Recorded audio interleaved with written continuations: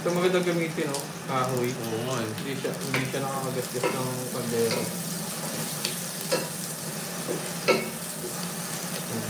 Ito mo lang yan. Kaya natin na mga toasted ng konti. Bango. Susunod na natin yung kamatis. Sarap. Bango daw. Ito, parang ulam na to eh. Susunod natin ay di. Kaya kamatis. Kamatis. Ito pa natin para mas bumawala. Yung iba sabi nila unahin daw yung sibuyas para matamis. Malasa, mas manamis-namis. Ano? Buyas? Sabi ng iba, unahin daw sibuyas. Kasi mas nununin ako sa nanay ko, gusto niya luya. Di luya.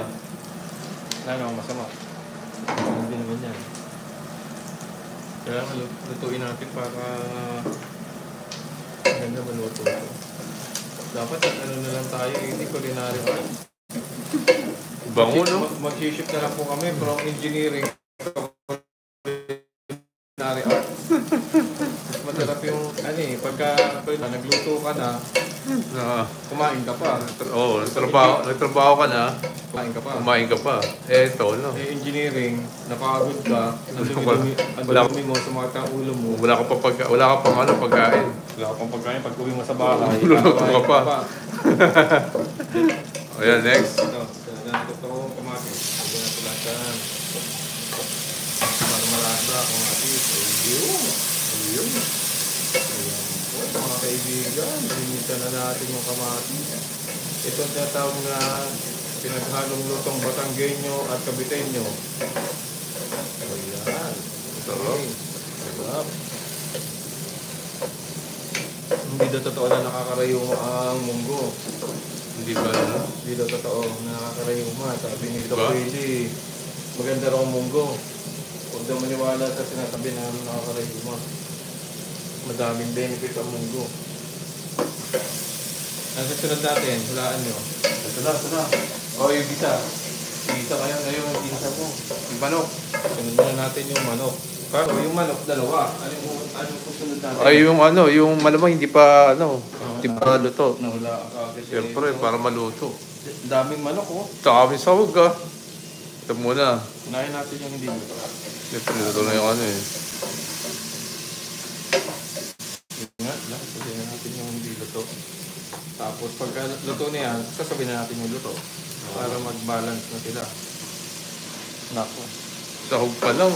Itong luto namin to. Sahog pa lang, ulam na. Inaalay namin to kay, kay PRRD. Welcome back home, PRRD. Dahil sa'yo, nagluto kami. At pag dumating ka sa Pilipinas, hindi lang magluto, magpapakain kami sa buong plat. Magdidiwan kami pag nakabalik na si Ligong sa Pinas. Di ba, ano yun?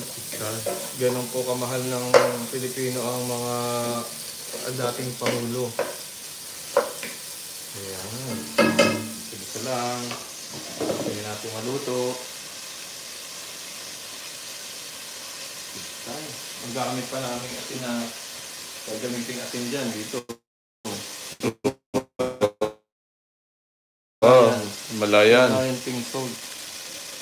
Tapos lalagyan namin na munggo. Lalagyan natin ito. Malunggay. Malunggay para pangpalakas. Sarap. Ayun, no? Ito pala ulam, no? Bisa lang. Bisa. Sabi nila, pag marunong ka maggisa, marunong ka magluto. Yun ang basic. Yun ang basic foundation ng pagluluto. Kailangan marunong ka maggisa. Hindi ka maggisa, hindi ka mahilig maggisa. Palpak ang luto. Ayan. Pag nilagyan mo mga tomato sauce, parang konti na aprikado na no? Oo. Ito na to eh. Siya ng tomato sauce, tapos lagyan mo ng mga patatas, carrots, naku, yun na. Ano talaga pa eh, kasi may taga-cellphone yun. Mag-video. Dapat meron kayo idea yung meron sa ulo ngayon na nakagano.